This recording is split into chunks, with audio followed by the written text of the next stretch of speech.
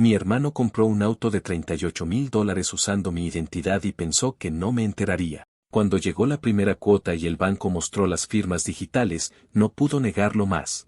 Cuando empezó todo yo estaba convencido de que era un simple error administrativo, algo del banco, alguna confusión con mis datos o quizás una carta dirigida al antiguo inquilino.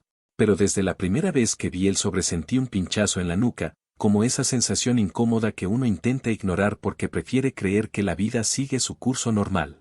Abrí la carta sentado en la mesa de la cocina, todavía con el café a medio tomar, y recuerdo haber leído la palabra préstamo varias veces sin que mi cerebro la procesara. Decía que tenía una cuota vencida correspondiente a un financiamiento de un auto que yo jamás había comprado. Al principio pensé que tal vez mi banco había sido absorbido por otro y estaban reemitiendo notificaciones, pero cuando vi el nombre de una entidad con la que nunca había tenido trato, el estómago se me cerró de golpe. Llamé al número que aparecía en la carta, todavía con la esperanza de que se resolviera con una simple verificación. Pero la mujer que atendió empezó a leer mis supuestos datos y sentí como la sangre me hervía al escuchar que alguien había usado mi número de seguro, mi antigua dirección y una firma digital que coincidía con la mía. En ese momento no tenía ninguna duda de quién lo había hecho, pero aún así me quedé callado porque era demasiado absurdo aceptar que mi hermano fuera tan imbécil. Hace ya tiempo que Derek se convirtió en la oveja negra de la familia, aunque mis padres se niegan a verlo así. Desde que éramos adolescentes él siempre tuvo esa mezcla de arrogancia y torpeza que hacía que sus errores se volvieran problemas de todos los demás. Mientras yo trabajaba desde que tenía edad suficiente para hacerlo y me mataba estudiando, él se la pasaba dando tumbos en trabajos que abandonaba a las pocas semanas. Nunca pudo mantener un departamento ni pagar sus propias deudas, lo cual hizo que mis padres lo recibieran de vuelta cada vez que fracasaba. El problema es que ellos se acostumbraron tanto a rescatarlo que Derek empezó a creer que el mundo debía funcionar así. Durante años me limité a mantener distancia porque era más fácil ignorarlo que enfrentar la frustración permanente de ver cómo mis padres celebraban sus mínimos aciertos como si fueran logros extraordinarios y minimizaban cada metida de pata como si fuera un pequeño malentendido. La pieza que une todo esto sucedió unos meses antes, cuando me visitó en mi departamento y, según él, tomó mi cartera por accidente porque pensó que era la suya. Aquello me pareció raro porque la mía ni siquiera se parecía a la suya, pero no quise armar un escándalo. La devolvió al día siguiente y lo dejé pasar, aunque ya entonces sentía que algo no cuadraba. Cuando después llegó la carta del banco entendí que aquel episodio no había sido casual y que probablemente había tomado una foto de mi licencia o mis tarjetas. Aún así, antes de ir a su casa, decidí llamar al banco nuevamente para confirmar detalles. La persona que me atendió fue más específica esta vez, el carro era un sedán de esos que siempre he dicho que son un imán para multas. El préstamo estaba reciente y el vehículo había sido recogido en una agencia no muy lejos de donde viven mis padres. Incluso me dijeron que quien lo recogió presentó una licencia con mi foto, pero con una dirección que no me pertenecía. Ahí se me fue cualquier atisbo de duda. Fui directamente a la casa de mis padres pensando que al menos habría un intento de disimulo, pero lo primero que vi al llegar fue ese maldito auto estacionado en la entrada, reluciente como si fuera un trofeo. Derek estaba afuera con unos parientes que habían ido a visitar y hablaba del carro como si él mismo lo hubiera pagado con el sudor de su frente. Cuando me vieron llegar me saludaron como si nada, y uno de mis tíos incluso hizo un comentario sobre lo bien que se veía mi compra, lo cual provocó que Derek soltara una risa nerviosa. Me acerqué y le pregunté directamente si había usado mi información. Intentó mantener la compostura, pero la cara lo delató antes de que abriera la boca. Murmuró que no hiciera un drama y que él tenía todo bajo control. Dijo que pensó que no me molestaría porque yo no estaba usando mi crédito para nada importante en ese momento y que él, supuestamente, pagaría cada cuota puntualmente. Entraron mis padres para defenderlo incluso antes de que yo respondiera. Mi madre dijo que no exagerara, que Derek solo estaba tratando de establecerse y que la familia debía apoyarse. Mi padre añadió que no era tan grave porque, al final, el carro quedaba en la familia. Esa frase me revolvió el estómago.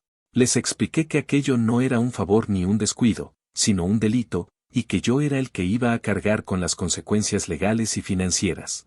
Pero no hubo manera de que lo entendieran. Ya tenían el discurso preparado, que yo era duro, que debía aprender a ser más flexible, que Derek necesitaba ayuda, que él no podía permitirse arruinar su vida justo ahora que intentaba enderezarse. Para mi madre el verdadero problema no era que él usara mi identidad, sino que yo estuviera dispuesto a exponerlo ante la ley. Todo se volvió un caos cuando dije que pensaba reportar el fraude. Derek, que hasta entonces estaba haciendo el papel del arrepentido, pasó a la ofensiva y me llamó traidor. Dijo que la familia siempre lo había apoyado, excepto yo, y que no entendía cómo podía ser tan egoísta. Mis padres lo respaldaron sin titubear. Me acusaron de querer castigarlo solo porque siempre había existido una rivalidad entre nosotros, lo cual no podía estar más alejado de la realidad. Salí de esa casa con la sensación de que había perdido algo más que tranquilidad financiera. Sentí que acababa de confirmar que para mis padres yo era prescindible mientras que Derek era la figura intocable que justificaba cualquier sacrificio. En cuanto regresé a mi departamento congelé mi crédito en todas las agencias, llamé a un abogado y empecé el proceso formal para denunciar el fraude. Estaba furioso, sí, pero más que nada estaba cansado. Cansado de cargar con la responsabilidad que a Derek nunca le exigieron, cansado de ser el hijo que siempre debía entender y adaptarse mientras él destruía todo a su paso sin enfrentar ninguna consecuencia. No sé qué vaya a pasar a partir de aquí, pero tengo claro que esta vez no voy a dejar que me hundan con él.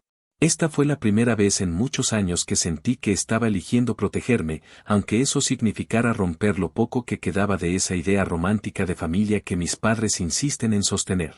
Y, honestamente, ya era hora. Actualización 1. Unos 10 días después de que inicié el reporte formal con el banco y con la policía. La situación dejó de ser un asunto enredado y pasó a convertirse en una cadena de consecuencias que nadie en mi familia había querido imaginar.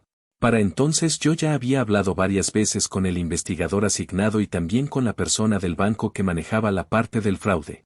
Ambos me habían dejado claro que, en cuanto el banco confirmara la falsificación de identidad y la inexistencia de un consentimiento válido, procederían con la recuperación del vehículo. Era cuestión de tiempo. Yo no dije nada a nadie porque no tenía intención de advertirles. Durante años mi familia había actuado como si mis límites fueran un capricho que ellos podían moldear o ignorar según les conviniera, pero esta vez las reglas no las ponía yo. Las ponía una institución cansada de que la gente crea que puede hacer lo que quiera sin que haya repercusiones. Esa idea me daba una calma rara, como si por primera vez en mucho tiempo yo no fuera el villano inevitable de la historia familiar. La mañana en que el banco ejecutó la orden de reposición yo estaba trabajando, completamente ajeno a la idea de que ese día sería un punto de quiebre para todos. Me enteré porque un vecino de mis padres, alguien que me aprecia y siempre ha tenido claro el desastre que es Derek, me llamó y me dijo que un remolque estaba entrando al driveway y que el conductor había preguntado por el vehículo correspondiente al contrato fraudulento. Recibí incluso un video corto en el que se veía a Derek salir de la casa corriendo, todavía medio adormilado y sin camiseta, gritando que el carro era suyo y que estaban cometiendo un error. El conductor le habló con calma, le explicó que el banco había exigido la recuperación del vehículo y que, si tenía alguna inconformidad, debía comunicarse con el departamento correspondiente. Era evidente que el hombre estaba acostumbrado a lidiar con personas que reaccionaban así, pero aún así se notaba la molestia de tener que escuchar los gritos de alguien que no tenía fundamentos para reclamar nada. Lo sorprendente fue ver a mis padres salir detrás de él y comenzar a discutir con el conductor, exigiendo explicaciones que nadie tenía por qué darles. El video no mostraba todo, pero el vecino me describió la escena completa. Según me contó, mi madre repetía que aquello tenía que ser una confusión y que ella hablaría con el banco personalmente para resolverlo, como si todavía creyera que un capricho suyo podía revertir una orden legal. Mi padre había comenzado a caminar de un lado a otro diciendo que yo estaba detrás de todo y que había actuado por resentimiento. El conductor, en cambio, solo cumplía órdenes y al final enganchó el carro y se lo llevó. El silencio que quedó al final del video fue casi más fuerte que los gritos de Derek. Sentí un alivio extraño, mezclado con un cansancio profundo. No celebré, pero tampoco me sentí culpable. La ironía es que el único que parecía sorprendido era Derek, a pesar de que cualquier persona con 2 dedos de frente habría previsto exactamente ese desenlace. Minutos después comenzaron a llegar los mensajes. Primero fue mi madre, enviando párrafos en los que aseguraba que yo había arruinado la vida de mi hermano y que no entendía cómo podía ser tan frío. Me reclamó que no lo hubiera hablado en familia, como si no lo hubiera intentado desde el primer momento y como si hubieran prestado atención alguna vez a lo que yo decía. Mi padre escribió después, y como siempre su mensaje fue más corto pero igual de hiriente. Dijo que esperaba más de mí, que había actuado impulsivamente y que ellos siempre habían tratado de mantener unida a la familia mientras yo parecía empeñado en dividirla. Derek fue el último, enviando un mensaje tan largo como incoherente en el que me llamaba traidor, malagradecido y varias cosas más que solo confirmaban que él no entendía la gravedad de lo que había hecho. No respondí de inmediato, porque cada palabra que leía solo me reafirmaba que no valía la pena intentar justificar nada. Ese mismo día por la tarde recibí una llamada del investigador asignado al caso. Quería informarme que la orden de recuperación se había llevado a cabo sin incidentes mayores y que el banco continuaría la revisión de la firma digital y del resto de la documentación presentada por Derek. También me confirmó que la declaración que él había dado cuando lo contactaron era inconsistente y que había intentado sugerir que yo le había dado permiso verbal. Algo fácil de desmontar porque las firmas digitales usadas demostraban un patrón evidente de falsificación. Lo curioso fue que el investigador me dijo que Derek había adoptado una actitud defensiva y victimista, como si verdaderamente creyera que era injusto que lo consideraran responsable de algo tan evidente. Esa parte no me sorprendió en lo absoluto. Derek siempre había tenido esa habilidad de convencerse de que era el afectado incluso cuando él mismo provocaba el desastre. Al cabo de un par de días, el banco me informó que la investigación interna estaba casi concluida y que emitirían un documento que declaraba oficialmente el préstamo como fraudulento. Con eso, mi historial crediticio quedaría limpio en cuanto se completara el proceso. Fue un alivio enorme, no por el crédito en sí, sino porque significaba que había logrado detener el daño antes de que se multiplicara. No quería ni pensar en lo que habría pasado si yo no abría esa primera carta a tiempo. Sin embargo, mientras yo resolvía todo paso a paso, mi familia parecía empeñada en hundirse más en una narrativa absurda en la que yo era el enemigo. Recibí otra llamada de mi madre, esta vez llorando. Me dijo que Derek estaba devastado, que estaba pasando por un momento emocional muy duro y que yo necesitaba reflexionar sobre el impacto que mis decisiones tenían en él. Me quedé en silencio mientras hablaba, porque no encontraba una manera educada de decirle que si su hijo estaba devastado era únicamente por las consecuencias lógicas de sus actos. La conversación terminó peor que la anterior. Cuando intenté explicarle que lo que había hecho Derek no era un simple error, sino un crimen serio, ella se aferró a la idea de que yo debía retirar la denuncia para proteger a la familia. No podía creer que después de todo todavía pensara que tenía ese derecho, como si mi responsabilidad fuese siempre ceder, absorber y callar para que ellos no tuvieran que afrontar la realidad. Le dije que no iba a retirar nada y que debía dejar de tratarme como si yo fuera el causante de todos los problemas de Derek. La discusión escaló hasta que me colgó. No volví a llamarla después de eso. 2 días más tarde, mi padre decidió visitarme sin avisar. No quería abrirle, pero sabía que si no lo hacía él se quedaría afuera tocando hasta que alguno de los vecinos llamara al administrador. Entró con el ceño fruncido, como si cargara una sentencia que debiera leerme. Se sentó en el sillón y empezó a hablar de la importancia del apellido, de la reputación familiar y de cómo yo debía comprender que, aunque Derek hubiera cometido un error, no podía permitir que un proceso legal persiguiera a mi propio hermano por el resto de su vida. Dijo que era un asunto que debía resolverse entre nosotros y que yo tenía que asumir la deuda para que Derek pudiera recomponer su camino. Se lo dije sin rodeos. No iba a cargar con algo que no hice, no iba a pagar un préstamo que yo no pedí, y no iba a salvar a Derek de un problema que él mismo provocó. Mi padre insistió, elevó la voz, y al final salió dando un portazo porque no consiguió que yo cambiara de opinión. Durante años había sido fácil para ellos empujarme hacia el silencio. Esta vez no lo lograron. Cuando cerré la puerta detrás de él sentí una mezcla de rabia y alivio que me dejó temblando por un rato. Entendí que lo que estaba pasando no era solo el resultado de un fraude puntual, sino la explosión acumulada de toda una vida en la que yo había sido el hijo responsable, el que no daba problemas, el que ellos daban por sentado, mientras Derek era el foco permanente de atención y excusas. Por primera vez en años dejé de sentir miedo de ser el que rompe la dinámica familiar. A partir de ese momento decidí que no iba a retroceder ni un centímetro. Y aunque sabía que quedaba mucho por delante, esa decisión fue la primera vez en mucho tiempo que me sentí dueño de mi vida y no una extensión del caos de otros. Actualización 2. Alrededor de un mes después de que el banco recuperó el auto y de que mis padres y Derek entraran en ese modo defensivo que siempre adoptan cuando la realidad deja de acomodarse a lo que ellos desean, la situación tomó un rumbo que yo, sinceramente, había visto venir, aunque no con la rapidez con la que ocurrió. Para entonces el banco ya había emitido la documentación oficial donde se declaraba el préstamo como fraudulento y mi historial estaba en proceso de limpiarse por completo.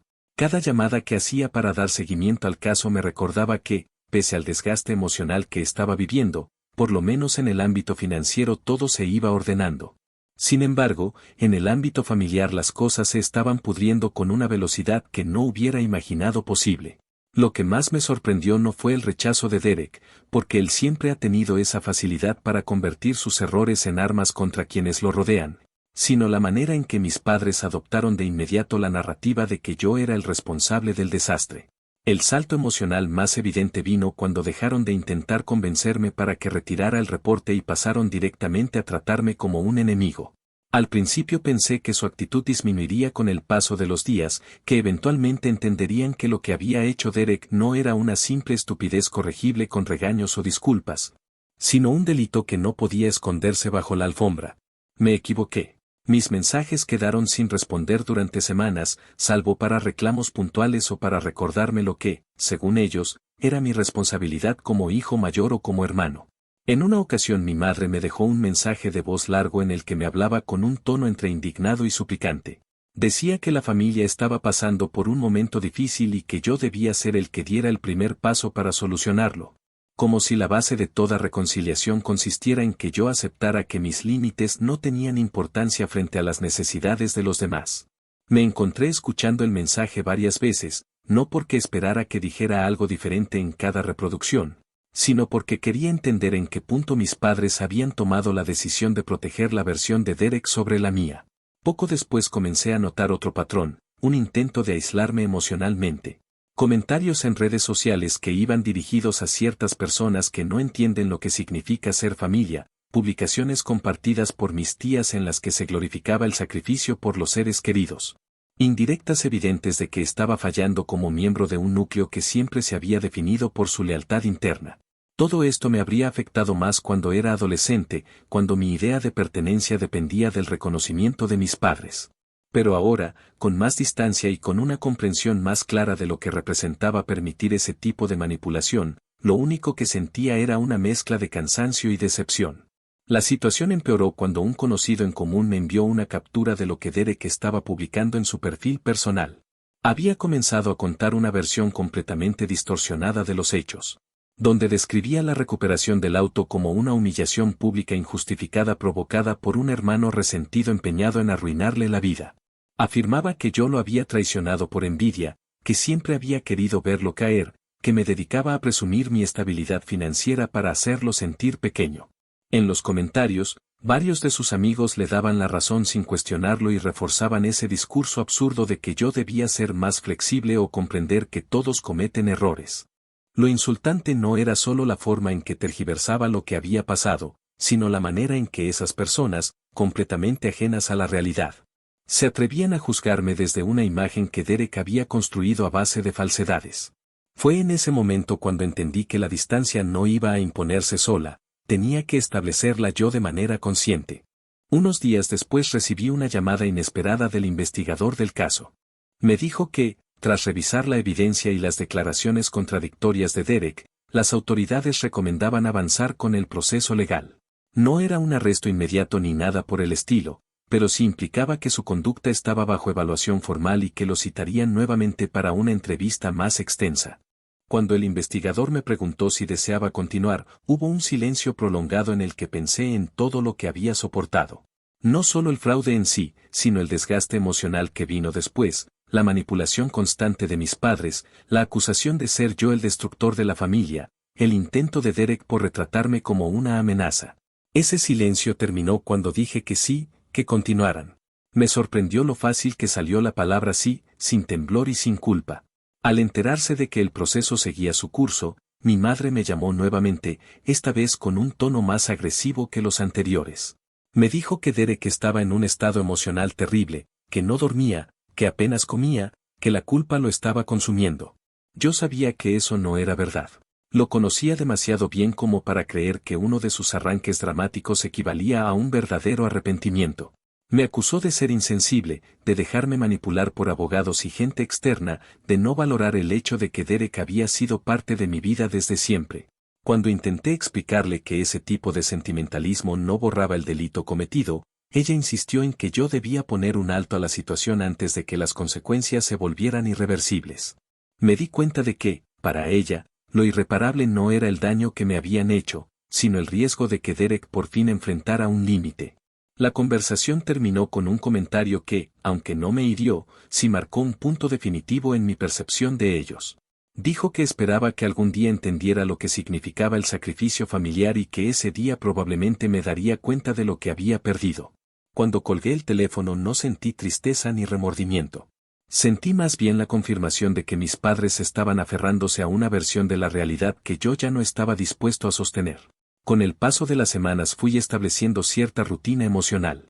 Me enfoqué más en mi trabajo, retomé actividades que había dejado de lado por estrés, empecé a conectar con personas fuera de mi entorno familiar. Algo que nunca había priorizado porque siempre estaba ocupándome de mantener una paz ficticia con ellos. Descubrí que, lejos de sentirme solo, experimentaba una tranquilidad que hacía años no tenía. No me gustaba la idea de que mi familia se estuviera hundiendo en un desgaste colectivo, pero tampoco podía seguir sosteniendo una estructura donde las reglas siempre se inclinaban a favor de quien causaba más daño. La última pieza de esta etapa llegó cuando mi padre, después de semanas de silencio, me envió un mensaje breve. No era una disculpa ni un reconocimiento. Me dijo que esperaba que reconsiderara mi postura por el bien de todos. Respondí con una frase simple, consciente de que probablemente no la entenderían, pero sin intención de suavizar mis palabras para evitar su incomodidad. Les dije que por primera vez en mucho tiempo estaba eligiendo cuidarme a mí mismo. Después de enviar el mensaje, apagué el teléfono y me quedé sentado mirando la ventana. No había satisfacción ni rencor, solo un entendimiento claro de que la distancia que estaba tomando no era un castigo, sino una necesidad.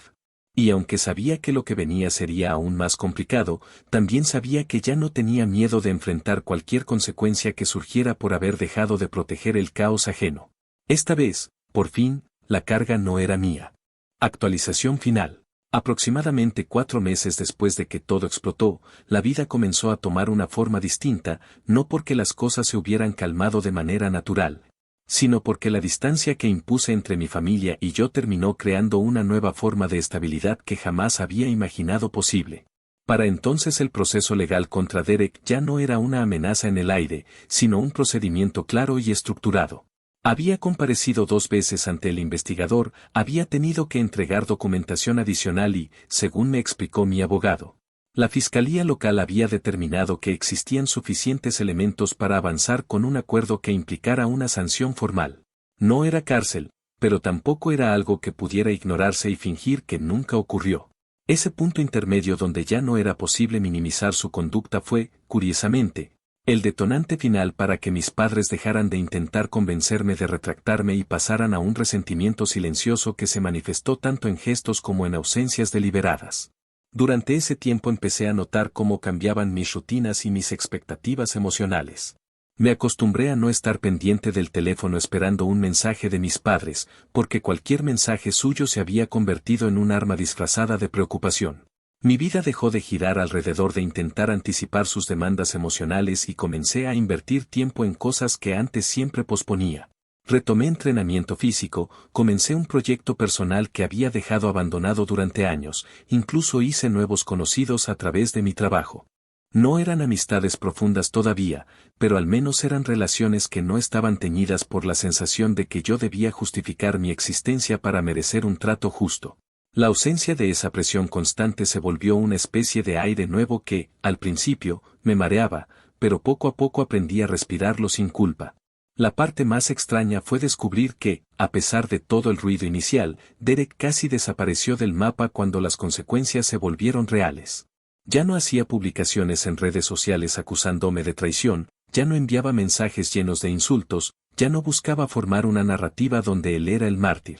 Mi abogado me explicó que a su asesor legal severamente le recomendaron mantener un perfil bajo, porque cualquier evidencia de manipulación o falta de arrepentimiento podía afectar el acuerdo al que estaban tratando de llegar.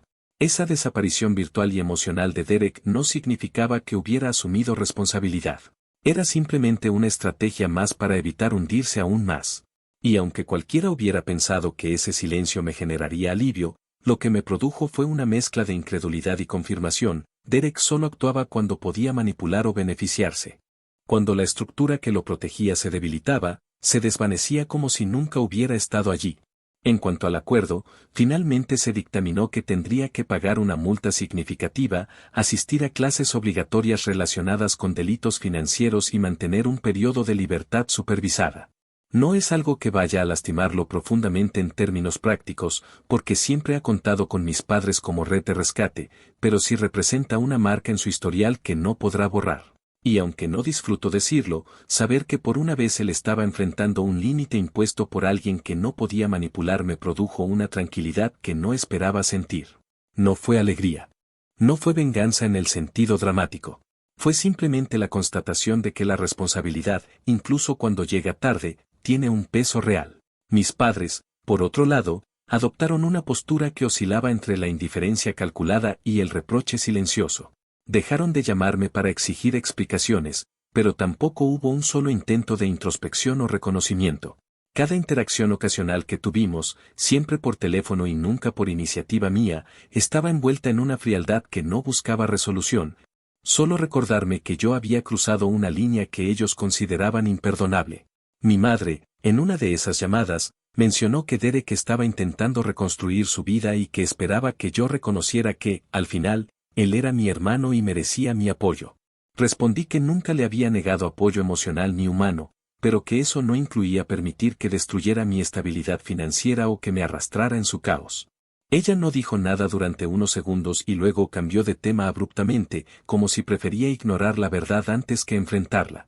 A pesar de esa tensión latente, encontré una sensación de descanso interior que nunca había experimentado.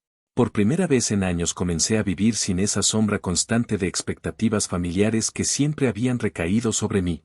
Dejé de lado la idea de que debía ser quien resolviera todo, quien cediera para mantener la paz, quien se adaptara a los errores de otros porque era el responsable.